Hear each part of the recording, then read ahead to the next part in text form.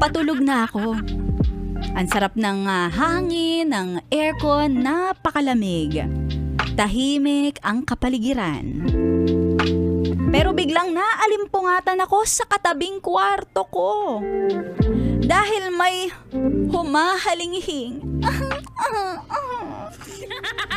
At habang tumatagal pa ay may naglalangit-ngit na. At palakas na ng palakas ang ungol. Akala mo may naglalaro dyan ng UFC sa kabilang kwarto ko. Ay, nako. Tumawag na nga ako para ireklamo yung katabing kwarto. Kaso, wala namang ginawang aksyon itong staff ng Motorola. Oo nga naman, anong gagawin nila? Pipigilan